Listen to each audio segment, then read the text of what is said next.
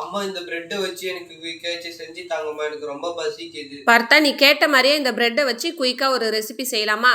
இதுக்கு செய்யறதுக்கு 10 நிமிஷம் போதும்.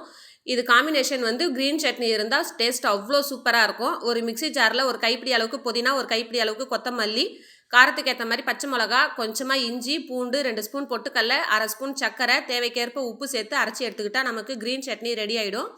இப்போ ஒரு பவுலில் 4 ஸ்பூன் அளவுக்கு கடலை மாவு, 2 ஸ்பூன் அரிசி மாவு, காரத்துக்கு ஏற்ற மாதிரி வெறுமிளகாத்தூள், ஒரு சிட்டிக்கை மஞ்சத்தூள், உப்பு, கொஞ்சமாக சீரகம் சேர்த்து நல்லா கரைச்சி எடுத்துக்க போகிறோம். இது வந்து ரொம்ப தண்ணியாகவும் இல்லாமல் கெட்டியாகவும் இல்லாமல் திக்காக கரைச்சி எடுத்துக்க போகிறோம். அப்போ தான் வந்து மாவு போடக்குள்ளார நல்லா சாஃப்டாக வரும். இப்போ வாசனைக்காக கொத்தமல்லி போட்டு ரெடி ஆகிடுச்சு. இப்போ நம்ம இந்த ப்ரெட்டை வந்து 4 பீஸாக கட் பண்ணிக்கலாம். இதை வந்து கரைச்சி வச்சுருக்கிற மாவில் டிப் பண்ணி சூடான எண்ணெயில் 2 பக்கமும் கோல்டன் ப்ரௌன் கலர் வர்ற மாதிரி பொரிச்சு எடுத்தோன்னா நமக்கு சூப்பரான எம்மியான ப்ரெட்டு பஜ்ஜி ரெடி ஆகிடும்.